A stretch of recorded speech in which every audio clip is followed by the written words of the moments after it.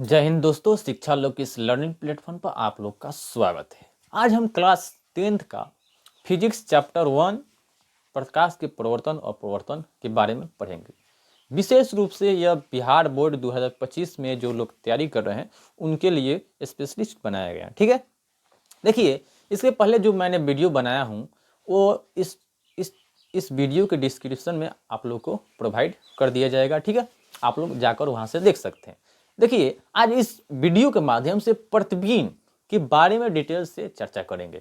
आखिर प्रतिबिंब होता क्या है, मतलब प्रतिबिंब है क्या, प्रतिबिंब कितने प्रकार के होते हैं, मतलब कितने प्रकार के प्रतिबिंब बा, प्रतिबिंब के कौ भाग में बांटल गइल बा। ठीक है, इसके बारे में अध्ययन करेंगे। तो चलिए वीडियो को स्टार्ट करते हैं। ठीक है, देखिए प्रतिबिंब, प्रतिबिंब, प्रतिबिंब, देखिए बिंब मतलब होता है वस्तु, बिंब मतलब वस्तु, और प्रतिबिंब मतलब उस वस्तु का छाया। जैसे में आप वीडियो से मेरा छाया पीछे देख रहे होंगे, ये क्या हो रहा है, प्रतिबिंब बन रहा है। अब तो आपको आसानी समझ गए, लेकिन इसका परिभाषा देंगे कैसे। हम तो समझ गए कि हाँ प्रतिबिंब कैसे बनता है, ये तो देख लिया आप लोग, मेरे पीछे देख सकते हैं पर छाया बन रहा है, ये प्रतिबिंब। देखिए प्रतिबिंब क्या होता है, देखिए जब प्रकाश स्रोत मतलब क्या, अगर आपको नहीं पता होगा तो मैंने इसके पहले जो वीडियो है उसके में से मैंने उस वीडियो के माध्यम से आप लोगों को प्रकाश स्रोत के बारे में आसानी से एकदम आसान भाषा में समझा चुका हूँ, जाकर उस वीडियो को देखिए। ठीक है, प्रकाश स्रोत मतलब जिस वस्तु से प्रकाश निकले। देखिए प्रतिबिंब क्या होता है, मान लीजिए सन हो गया, सूर्य, किसी बिंदु स्रोत से आती प्रकाश किरणें दर्पण से परिवर्तन के बाद जिस बिंदु पर मिलती हैं या जिस बिंदु से आती हुई प्रतीत होती है उसे प्रतिबिंब कहा जाता है।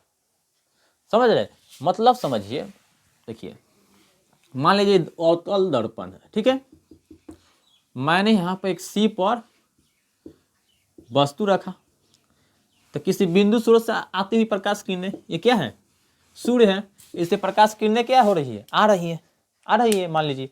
तो बिंदु स्रोत से आती प्रकाश किरणें अब क्या हो गया, दर्पण से तो परिवर्तन होगा ना।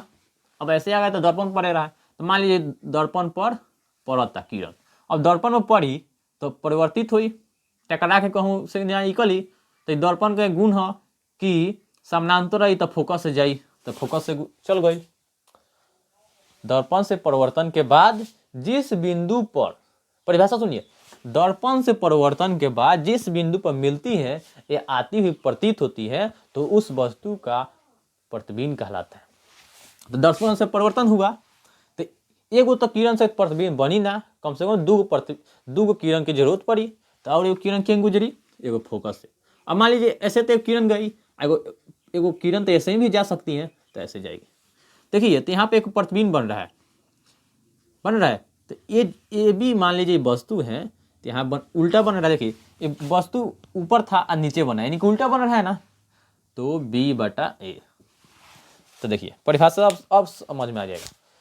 किसी वस्तु स्रोत यानी कि किसी बिंदु स्रोत से आती प्रकाश किरणें ये दर्पण से परिवर्तन के बाद जिस बिंदु पर काटेगी उस वस्तु का प्रतिबिंब कहलाता है।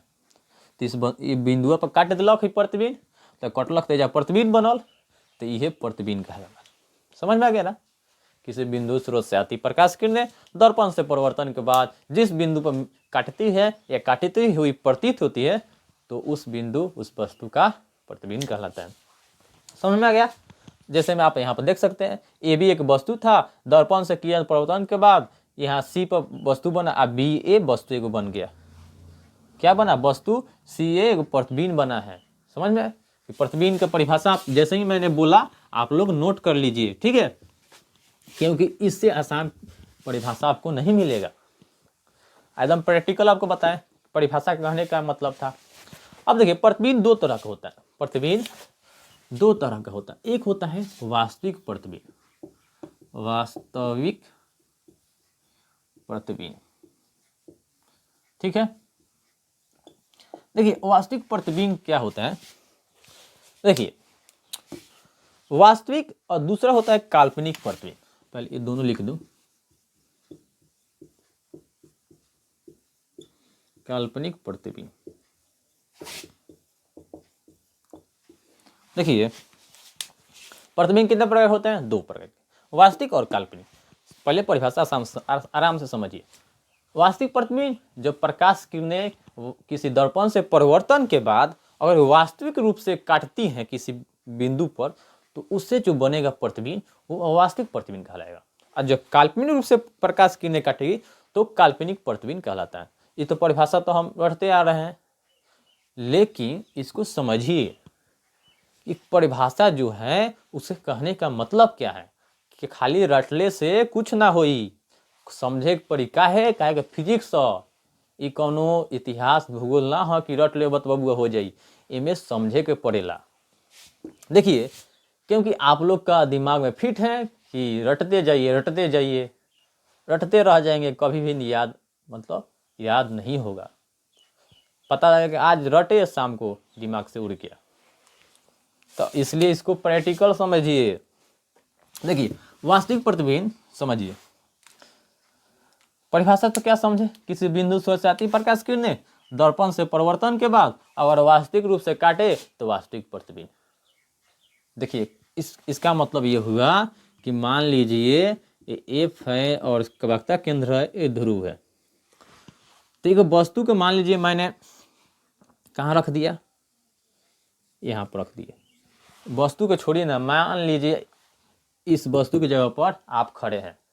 तो जब आप यहाँ पर खड़े हैं तो क्या होगा, मान लीजिए सूर्य से आ रही प्रकाश किरणें, तो आ रही तो आपके मूड़ी से किरण जाएगा, मूड़ी से किरण गया तो कहाँ कैसे लौटेगा, फोकस से लौटेगा, ठीक है। और दूसरा कैसे कहाँ से लौटेगा, एक वक्रता केंद्र से लौटेगा। इस वक्रता केंद्र से लौटाइए। एक मिनट दोस्तों, तनी देखिए, तो दूसरा एक क्या होगा, वक्रता केंद्र से।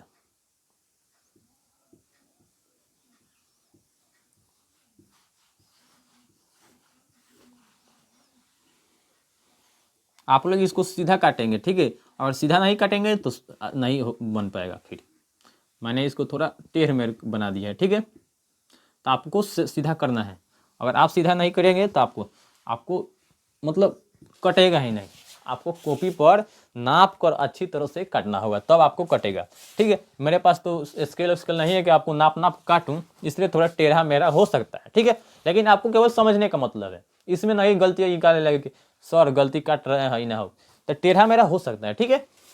देखिए तो देखिए क्या हुआ, देखिए कहाँ प्रतिबिंब बन रहा है, यहाँ पर बन रहा है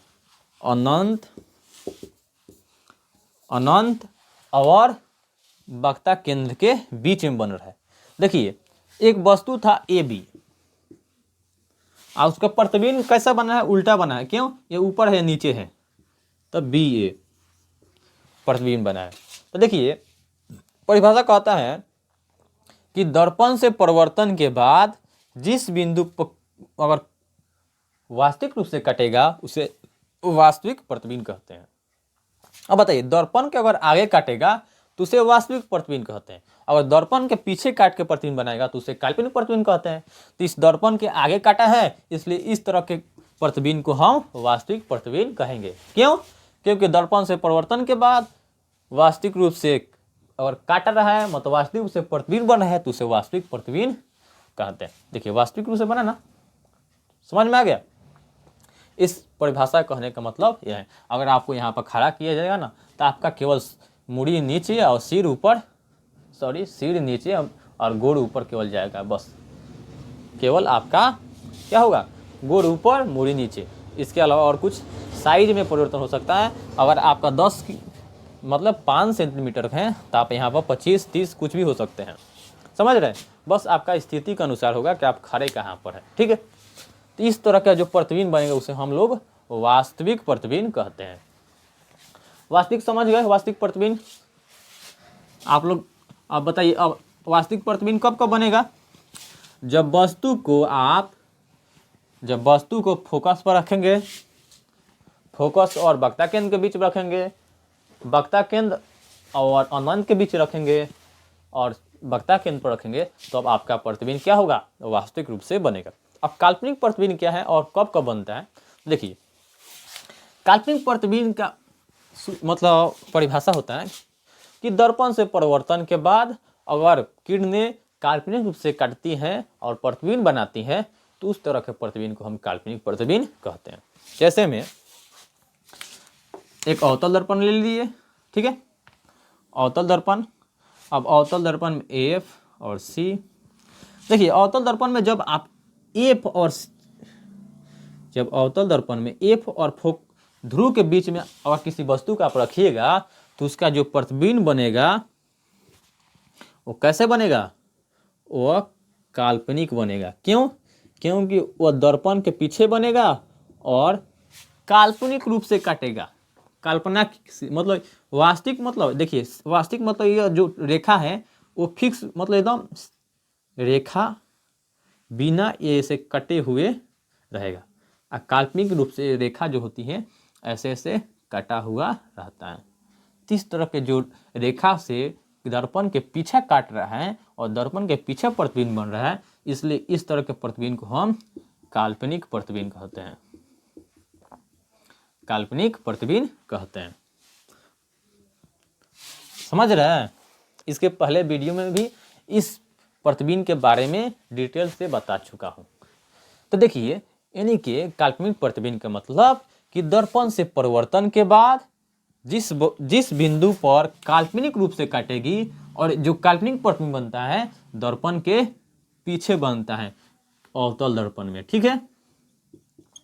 अवतल दर्पण में क्या होता है कि काल्पनिक रूप से कब बनता है, दर्पण के पीछे जब एफ और पी के बीच रहेला तब काल्पनिक रूप से प्रतिबिंब बनेला। कहाँ बनेला? दर्पण के पीछे बनेला। समझ में आ गया? और वस्तु से बड़ा बनता है, देख रहे हैं यहाँ पर। तो इस तरह के प्रतिबिंब को हम काल्पनिक प्रतिबिंब कहते हैं। फिर से एक बार मैं आपको परिभाषा को दोहरा दूं। प्रतिबिंब दो तरह का, वास्तविक, काल्पनिक। अगर वास्तविक रूप से अगर कोई मतलब किरण काटती है तो वास्तविक प्रतिबिंब, और दर्पण से परावर्तन के बाद काल्पनिक रूप से काटती है तो उसे काल्पनिक प्रतिबिंब कहते हैं। काल्पनिक प्रतिबिंब का उदाहरण जैसे में यह है कि जब वस्तु एफ और पी के बीच रखेंगे तो उसका प्रतिबिंब काल्पनिक बनेगा, सीधा बनेगा, वस्तु से बड़ा बनेगा और दर्पण के पीछे बनेगा। ठीक है, ठीक है। अब अगले वीडियो में हम लोग उत्तल दर्पण के बारे में विस्तारित रूप से पढ़ेंगे और चिन्ह प्रपाटी से रिलेटिव अगले वीडियो में मैं आप लोगों को समझाने का प्रयास करूंगा। तब तक के लिए आप लोग मस्त रहिए, खेलते रहिए और एंजॉय कीजिए, ठीक है। इसी तरह अगर आपको और आसान भाषा में चाहिए तो आप लोग कहेंगे तो पूरे वीडियो में भोजपुरी में बता दूंगा आपको। लेकिन आपको अगर दिक्कत नहीं आ रहा है, समझ में आ रहा है तो ऐसे ही पढ़ाऊंगा, ठीक है। ठीक है, अब फिर अगली वीडियो में आपके सामने मैं उपस्थित रहूंगा। तब तक के लिए बहुत बहुत धन्यवाद वीडियो देखने के लिए। अगर अच्छा लग रहा है तो भाई थोड़ा सपोर्ट कीजिए, लाइक कीजिए, शेयर कीजिए और सब्सक्राइब करना ना भूलें। जय हिंद,